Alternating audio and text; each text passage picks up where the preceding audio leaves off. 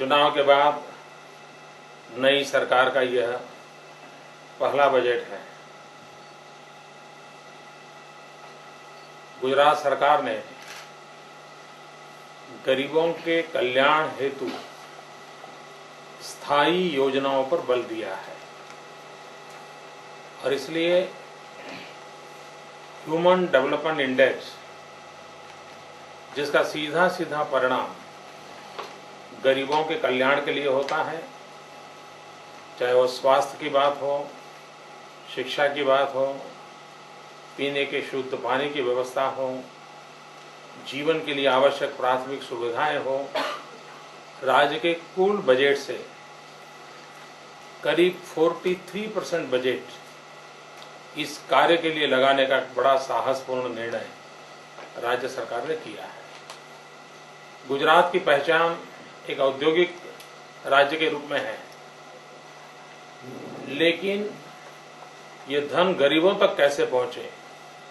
उस पर बल देने हेतु एक फोकस एरिया के रूप में गरीबों की कल्याण की योजनाओं को लेकर के यह बजट प्रस्तुत किया गया है। गुजरात में एक नई योजना को आज देश में पहली बार प्रारंभ किया जा रहा है।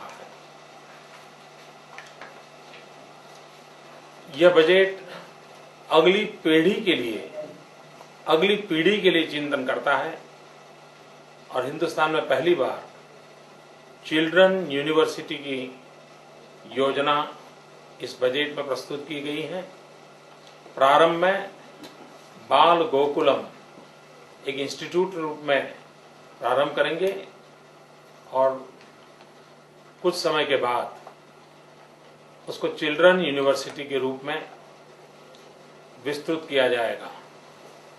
चिल्ड्रन यूनिवर्सिटी का कंसेप्ट हमारे देश में नया है। हमारे बालकों को का विकास कैसे हो,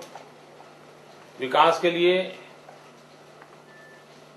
किस प्रकार की प्राथमिक व्यवस्थाओं को विकसित किया जाए,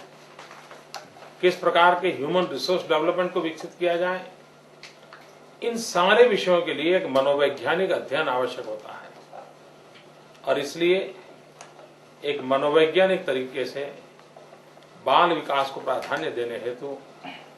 चिल्ड्रन यूनिवर्सिटी के इस कंसेप्ट को राज्य सरकार ने प्रारंभ करने का निर्णय किया है। वैसे गुजरात एक ऐसा राज्य है कि जिसने शहरों को विकसित करने के साथ साथ गांवों में शहरों की व्यवस्थाएं विकसित करने की दिशा में गत 5 वर्ष लगातार प्रयास किया है। अब एशिया में गुजरात पहला राज्य बनने जा रहा है कि जहां गुजरात के 18,000 गांवों में ब्रॉडबैंड कनेक्टिविटी होगी, लॉन्ग डिस्टेंस एजुकेशन की सुविधा बढ़ेगी, टेली मेडिसिन की सुविधा बढ़ेगी। जो वैज्ञानिकों के पास